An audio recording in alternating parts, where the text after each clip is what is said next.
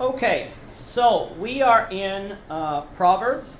We 2 weeks ago finished off with the 3 types of wisdom, and we are now to that wasn't the slide. We are to practical instruction. We also finished off with personification of wisdom. We are to the practical instruction of Proverbs, and we had discussed that this is mainly what people use the book of Proverbs for. The rest, what we've discussed so far, that's a theological look at it, a more analytical look at it, academic look at Proverbs. Not bad. I'm not saying anything bad about that, but when we have Bible class, this is the time to do that. But a lot of people go to the book of Proverbs and they read the book of Proverbs and they are looking at the practical wisdom that we find in the book of Proverbs. And so we are going to be looking at that for the majority of the first part of this class. And so Dave's question is, what aspects of everyday life are dealt with in the following passages? And so let's go to those passages. Let's go to first Proverbs chapter 5, 15 to 20. We'll start at the back with Sandra, if you could, for Proverbs 5, verses 15 through 20. Drink waters out of thine own cistern, and running waters out of thine own well. Let thy fountains be dispersed abroad, and rivers of waters in the streets. Let them be only thine own, and not strangers with thee. Let thy fountain be blessed, and rejoice with the wife of thy youth. Let her be as the loving hind and pleasant roe. Let her breast satisfy thee at all times, and be thou ravished always with her love. And why wilt thou, my son, be ravished with a strange woman, and embrace the bosom of a stranger? This is the closest you can get to Song of Solomon in Proverbs. Bill's going to have Song of Solomon in a little bit. And Song of Solomon is one of those books that is one of the whitest books in the Bible because of this type of language. And the Song of Solomon is a love poem, and there's this type of language. This is a figurative language in Proverbs chapter 5, 15 to 20. What is it talking about? Jeff? It seems to be about faithfulness in marriage. Faithfulness in marriage, that's exactly right. The sanctity of marriage.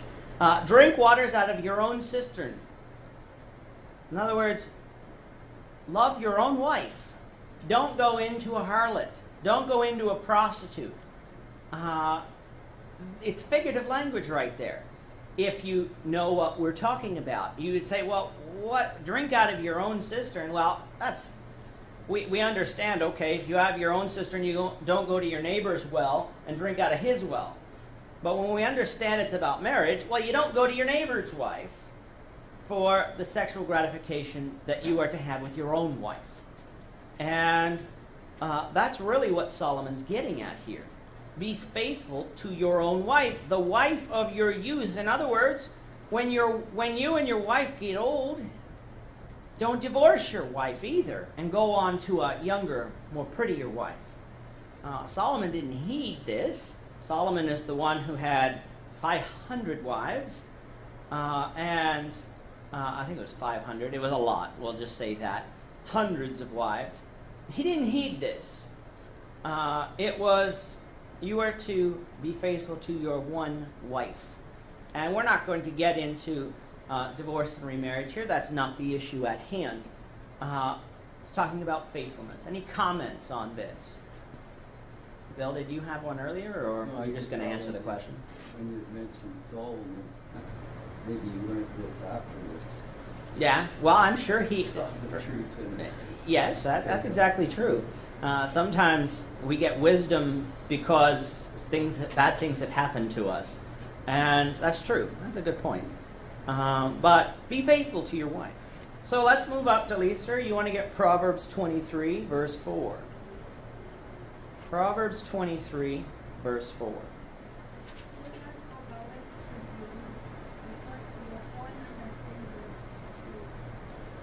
So what's this talking about?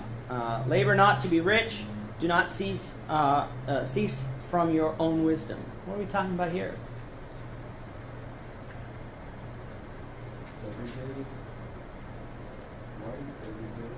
Everyday life. A proper approach to everyday life. Anything else? What's the first, like as far as the first phrase is? Do not weary. All right, do not weary. Okay, that's a good phrase as well. Labor not to be rich. In other words, he's talking about a right approach to money. We labor to earn a living so that we may provide for our family, provide for ourselves, provide for the things that we need. When it talks about labor not to be rich, in other words, we can become obsessed with money. Remember, Paul told Timothy, the love of money is the root of all evil. The money itself is not the root of all evil. It's the love there that we have of it. And so the point of our labor should not just be to get rich. We have to have a right approach to money, a right approach to material things. It's not wrong to have money. It's not wrong to be rich. But our attitude, where is our attitude? Where is the... are we seeking first the kingdom of God, or are we seeking first the money of this world? The former does not perish. The kingdom of God will be forever, whereas the love of money in this world will die. It will die with us. As far as it will perish, God will destroy it, and we can't take it with us. Jeff? In a similar way, Jesus said in John 6:27, do not labor for the food which perishes, but for the food which endures to everlasting life. Yeah, that's parallel. Yeah. That's a good parallel. And it goes along with the same idea. We are to labor for our food. That's not what Jesus was saying, but put your heart and mind in the right place. We need to remember to trust in God. That's a point here too, to trust in God. Because the moment we start trusting in ourselves is the moment we start putting our own lives ahead of God. Those who trust in God still have to work for their food and for the things that they possess. But if we don't trust in God, our attitude's always going to be of nervousness, of not being content with what we have, always worrying about certain things. Whereas if we trust in God and we go out and do what God has commanded, we can find that God blesses us in different ways. And we find things work out, maybe that we thought wouldn't work out, because we trusted in God and we went out to work. And I always say sometimes you're in the right place at the right time. Well, why is that? Sometimes we could say maybe the providence of God put us in the right place at the right time. We had to literally be there, but providence of God, we need to trust in God. So the right approach to money and material things, that's what really... and Bill, what was your comment? You had something that was good. Something about wisdom, I forget. It was a good comment. It wasn't mine though, and so that's why I liked it, because comments that aren't mine sometimes are better. Let's go to Proverbs 1. We're up to Bill. Proverbs 1 verses 8 and 9. Hear, my son, your father's instruction, and do not forsake your mother's teaching. Indeed, they are a graceful wreath to your head and ornaments about your neck. So what is the practical instruction that we have here? We discussed this verse about a month ago, but what is the practical instruction here?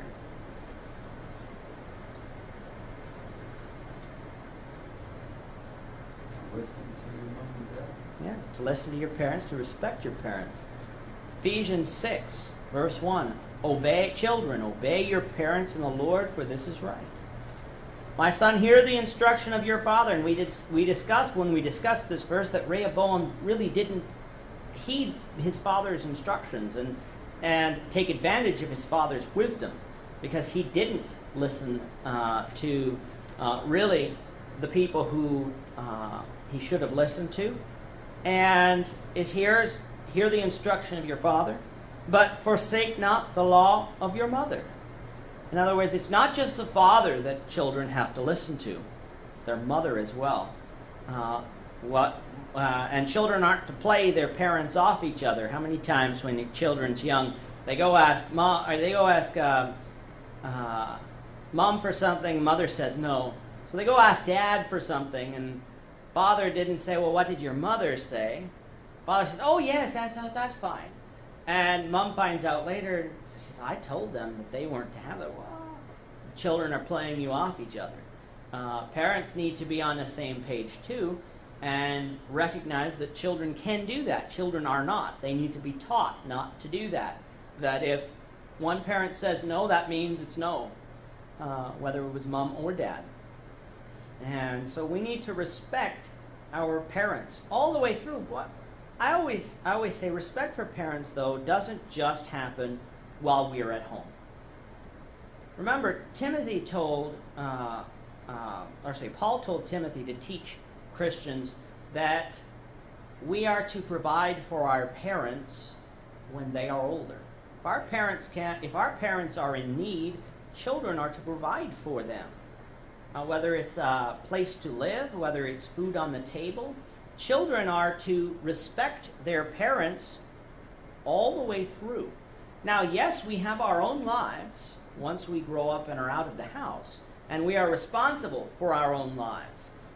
But we should always respect our parents and do good for our parents all the way through our lives.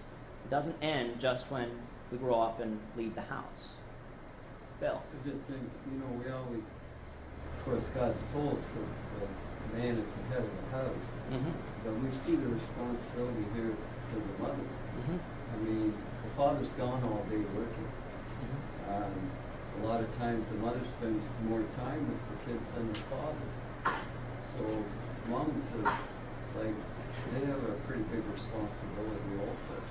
Yeah, I was looking at someone asked me a question on my Facebook page about 1 Timothy 2:15 when it says mothers will be saved in childbearing, and people get confused about that. Childbearing in that verse really is talking about raising children, not having children. In other words, women do not have to bear children. In other words, have children. But if they do, they have a responsibility to raise their children. They have a responsibility to teach their children.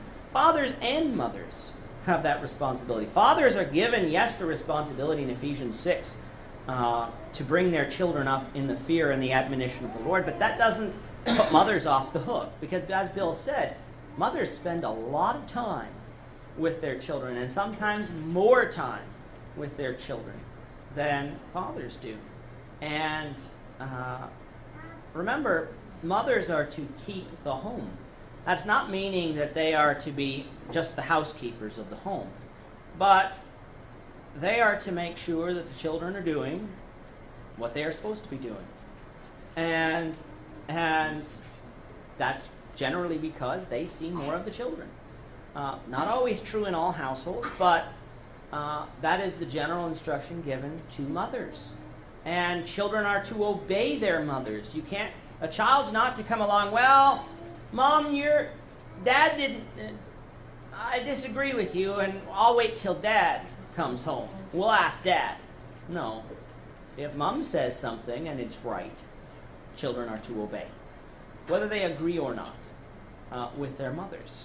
And fathers are to back up their wives and not come across as saying, well, your mother gave you something that I don't agree with, and therefore you don't have to listen to your mother. Fathers are not to come across and give that message, even if they do disagree with what the wife has said. That's something children should not be exposed to, because then you will get children playing off your parents, and you'll have disobedient children. Mothers are to be obeyed just as much as fathers are, and they are to be respected by their children. Now let's go to Proverbs chapter 11, verse 1, and Naomi will get that for us. Proverbs 11, verse 1. A false balance is an abomination to the Lord, but a just weight is his delight. This is an interesting one. Do we understand what it's talking about? You ever had you go to places and they weigh things on the scale. And we trust that the scale is calibrated to the proper weight. However, when we had scales that had weights that you actually put on to weigh and balance things, not these electronic weights that we have today, even though they need to be calibrated too, you used to be able to get, okay, say you had something, a weight that said it was 1 pound, but it was made intentionally to be 1.1 pounds or 0.9 pounds, depending on which way you wanted to weigh it. If you wanted generally more money, and so you would have weights that said they were one thing, but in actuality they were another. And so a false balance is an abomination to the Lord. We are not to cheat other people. And really this is talking about the ethical handling of business. We are not to cheat people. If we sell them 2 pounds of something, it better be 2 pounds and not 2.1. Unless they want 2.1. If they agreed, like as far as if they agree for more, that's fine, but our weights and measures must be proper. If they say they're getting 2 pounds, it better be 2 pounds and not 1.9. We need, that's really what's being talked about. Any other thoughts? So judgment too? Yeah. Judgment, yeah. That would come along here, yeah. To be proper in our judgments as well. That's a good point. When we have judgments that we need to make, let's be fair with them. Let's not make improper judgments or unfair judgments or judgments that we do not abide by. Let's make sure that we are judging properly. Good thought. Moving on, I'll move back to Gord just to get Gord and Kala into the reading as well. Proverbs 22 and verse 6. Train up a child in the way he should go, and when he is old, he will not depart from it. So what are we talking about here? I know it's pretty straightforward and on the page, but It's raising children, disciplining children. There are children who are never told no. And a child from the very early on in their lives need to be told no. Because a child doesn't know the word no. Well, they do know the word no by the time they're maybe 2, and they usually tell no back to their parents.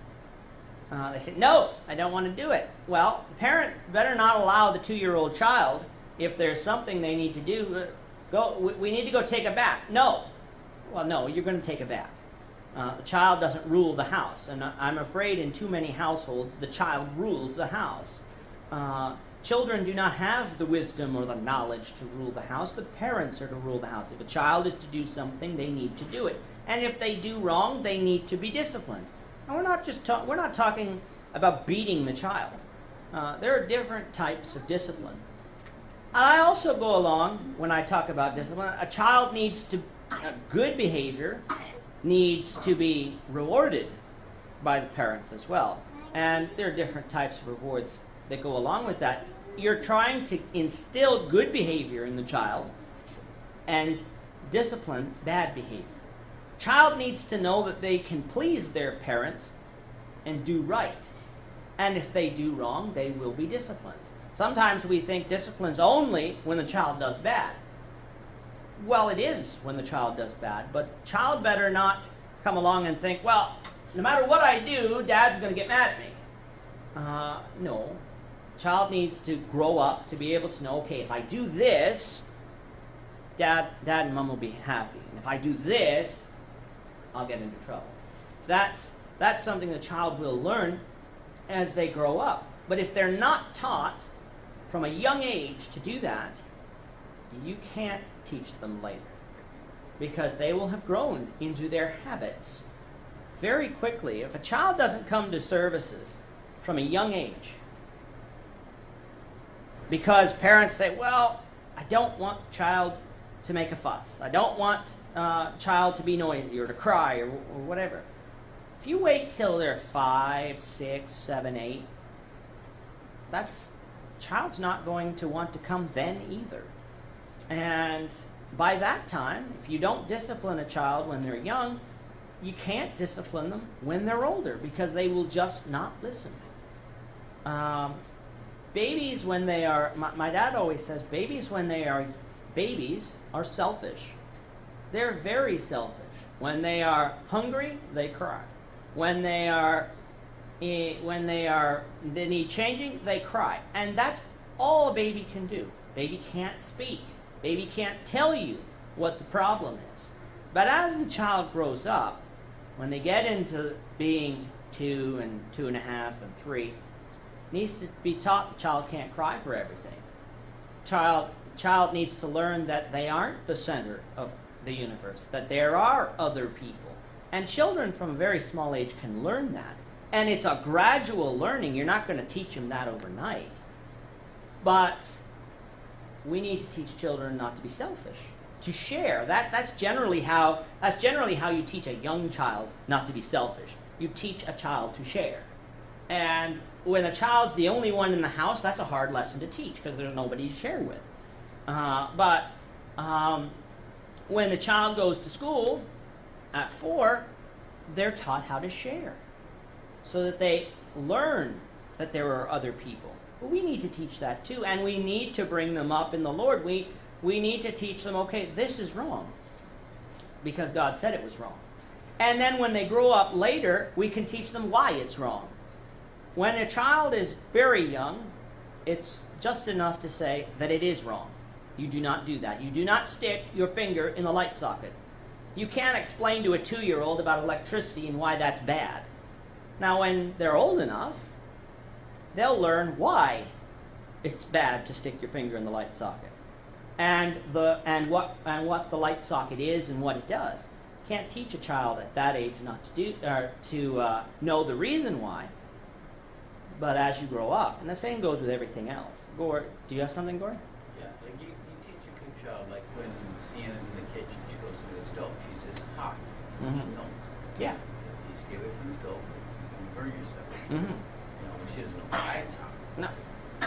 And as a child grows up, they'll learn to take that knowledge about hot things and apply it to other things that are hot. And they will know when you plug something in, generally it gets hot, and we need to be careful with it, in the kitchen especially. And so they will learn to, all right, if it's hot, all right, I need oven mitts now on, so I don't burn myself on it. And you take that and apply it to other places. Jeff? The sad thing is parents that do that don't realize their children need that when they become adults. Mm-hmm. Get into the workplace. There's nothing worse than hiring some person who won't follow rules, who won't take instruction. They end up getting fired. Mm-hmm. They're not useful in the workplace because they're rebellious and don't understand the word no. Yeah. And it's a disservice to your own child. Yeah. They're non-functioning when they get older. And that's absolutely true. When I was teaching high school students, there would be that one or two kids in the class that would be difficult to teach because for one reason or another. And sometimes it's parents being not present as to the reason the child didn't get disciplined. Parents need to be present with their children in order to discipline them. And sometimes it's parents who just won't discipline. They're there, but they won't discipline them. And I had to try to explain to you want to get a driver's license. That sign at the end of the road says stop. Do you think you have to stop at that sign? Or do you think, that's just a silly rule, and go through the stop sign? You'll find out very quickly that you will get hit, and you have the possibility of dying because you disobeyed that. What makes that absolute and my instruction not. And most of the time, children in high school would figure out, okay, yes, these rules aren't onerous and they're not hard and they are for my benefit, and we'll follow them.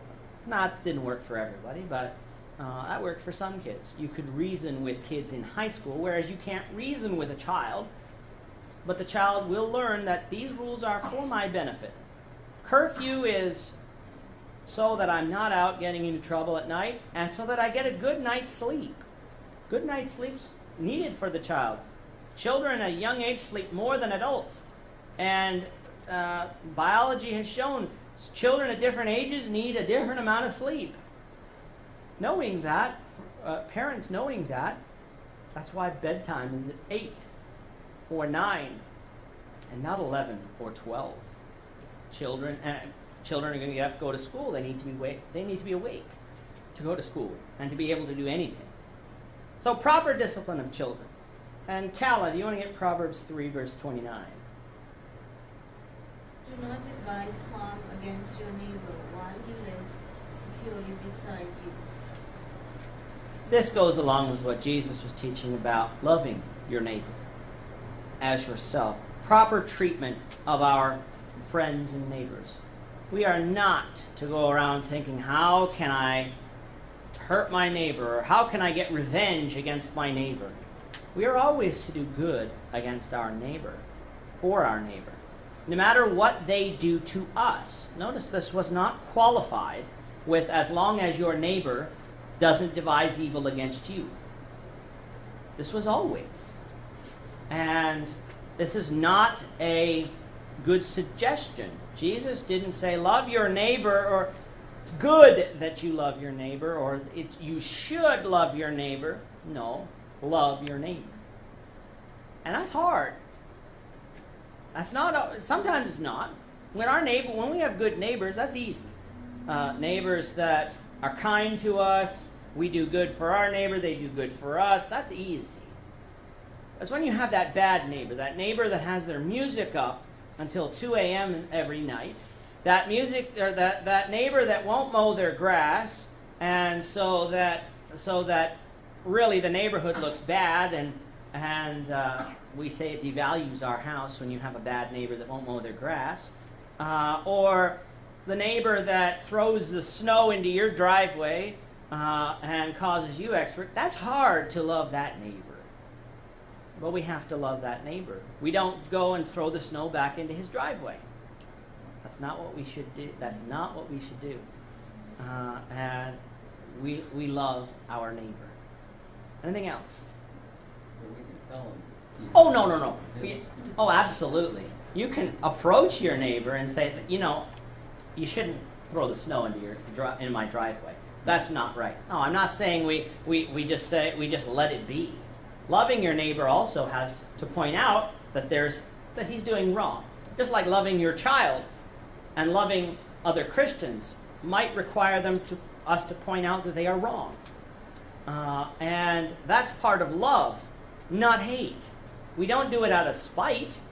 We do it to correct them. And sometimes they won't listen. Well, that's true of almost anybody. But that doesn't mean we can go around hating our neighbor. So those are practical things. There are other practical things that we can discuss, but we're not going to have time for that. So I invite you to read the rest of Proverbs, and there are some other things. Good wisdom found there. And so we have practical wisdom, which brings us to the next section, which is fools. So Proverbs we think of as a book of wisdom, and it talks about one who is wise and fears God. On the contrary, the opposite of wisdom is foolishness. A wise person and a fool. And Proverbs presents the fool as one who is morally rebellious and willfully ignorant of God's instruction. It's not talking about one who is simply lacking in intelligence. Sometimes we call those people foolish people. They're not smart. Well, if we use it in the sense that they are not smart not intellectually, but they're not acting properly, or they're really not wise. Sometimes we use the word smart in that way, but a lot of times we use the word smart to mean intelligence. This is not what we're talking about. We're talking about someone who is willfully ignorant or morally rebellious of God's instruction. Let's get a couple verses on that. Let's start with Jeff. Proverbs 1 and verse 7. We're going to go through a couple verses, 3 verses very quickly. So Jeff can get Proverbs 1 verse 7. Gloria can get Proverbs 1:22. And Tim can get Proverbs 12:15. So we'll start with Proverbs 1 verse 7. The fear of the Lord is the beginning of knowledge, but fools despise wisdom and instruction. So, we've discussed this passage in the past. We've mostly discussed the first half of this passage. The fear of the Lord is the beginning of knowledge. The opposite of that, fools despise wisdom. God's instruction here. They despise it. And we see that in the world today. What we call wisdom, the world calls foolishness. Believing in God, that's foolish. That's what people say. Well, that's, in reality, they are the fool. The fool has said, there is no God. The fool has said. Not the wise have said. No, the fool has said. Proverbs 1 verse 22. How long the simple ones will love simplicity, for scorners delight in their scorning, and fools hate knowledge. So how long, you simple ones, are being described here, will you love simplicity? How long will you do that? Because scorners are the ones who delight in scorning. They love it. And fools hate knowledge. Fools hate knowledge, true knowledge. They love what they consider knowledge. But true knowledge, God's knowledge, fools hate it, not the wise. Proverbs 12 verse 15. The way of the fool seems right to him, but the wise man listens to the wise. The fool does what is right in his own eyes. In other words, if it looks good, I'll do it. If it feels good, I'll do it. Sound like the world's attitude today? In a whole host of things. The fool is allowing themselves to be their own moral compass, if we can say that. In other words, if it's right to me, doesn't matter if it's right overall. If it's right to me, if I think it's a good idea, we're going to do it. A wise person listens to the counsel of others, not only God, but to others. It sort of infuriates me when someone comes for advice, you give them good advice, and they don't do it. Because they're doing what is right in their own eyes. You say, well, what does the Bible say on this? And you tell them what the Bible says, and then they go out and do the opposite. A fool does what is right in his own eyes. And that's the attitude that the world has today. It's an attitude that we shouldn't have. We should be doing what is right in God's eyes. And listening to God's counsel. That is wise. So, that is what a fool is. And we're going to get a couple of Dave's questions here, and we will leave Proverbs 31 to, Lord willing, next week. But Dave's question is, what characteristics of fools are emphasized in the following passages? So, let's get a couple of them. We'll see if we get through them. Annie, you want to get Proverbs 20 and verse 1.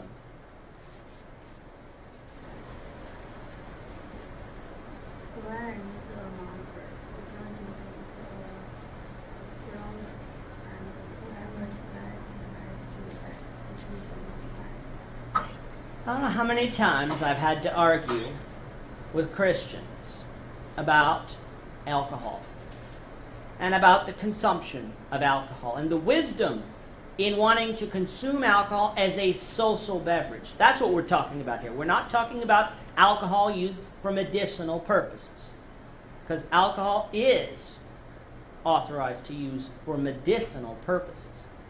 But I don't take Tylenol every day just because I like Tylenol. I'm not a social Tylenol user. I take Tylenol if I have a headache, or if I've been out working hard and I have leg and arm cramps. I take Tylenol for that. Same would be for a little wine. Well, a little wine for your stomach's sake is not wrong. But that's not what we're talking about in Proverbs. That's not what we're talking about here. Wine is a mocker, and I find it interesting that many other of the translations, the newer translations, instead of saying strong drink, put beer here. I found that interesting, the way it was translated. Strong drink is generally regarded as other alcoholic beverages. So in other words, with higher alcoholic content. We might think of vodka or rum, spirits. Yeah, those are spirits. That's a good point, Gordon. Hadn't really remembered that one, but that's good. Wine is a mocker, strong drink is raging, but notice the last part. Whoever is deceived by it is not wise. We can deceive ourselves into thinking I can handle it and not get down on the street drunk. I can handle one drink, or I can handle 2 drinks and not get drunk. People are deceived by alcohol. And Christians who are said to be wise should not be deceived by this. This is true today as it was in Proverbs. People come along, the Old Testament's not our law today. Yes, that's true. But this is practical wisdom. Is alcohol somehow not a deceiver today? Has this changed? Did God change what alcohol does to people after Christ died on the cross? No. Alcohol is the same thing today as it was when Solomon wrote this. It is a mocker. It leads to all sorts of other sins. Let's not be deceived by it. We would be fools if we are deceived by it. Let's go to Proverbs 18. I think we're to Henry. Proverbs 18, verses 6 and 7. Forcibly entering into contention, and his mouth gospel blows. Force mouth is his destruction, and his name is a snare of his soul. What are we talking about here? This will be the last one we'll talk about this morning. What are we talking about here? What's a fool? Who is the fool in this verse? One who gets his mouth into trouble. Our mouth, our tongue, can get us into more trouble than our actions sometimes, because our tongue can hurt other people without doing anything. We say something that offends someone else or causes someone else to sin, or we say something that we shouldn't say, or we use our tongue to say things we shouldn't say, as far as cursing. Our tongue can get us into more trouble than almost anything we do, because our tongue has the ability to do all those things. A fool is one whose mouth gets him into trouble. Fool is that. Jesus said, what? It's what comes out of the man that defiles. Our tongue defiles us if we let it.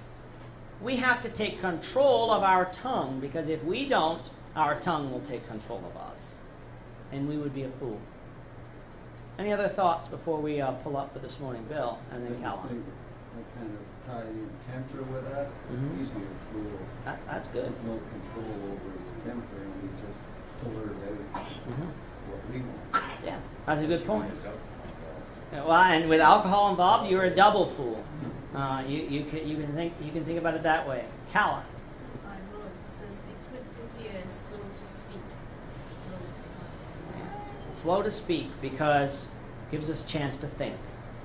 If we sit back and think about something, generally speaking, we don't get ourselves into trouble, because we have considered all the different angles, all the different possibilities, all the different problems that could happen if we do something, all the different righteousness that would come from doing something. And so we need to watch our tongue. So we will take up, the Lord willing, next week with fools, and then Proverbs 31, the virtuous woman.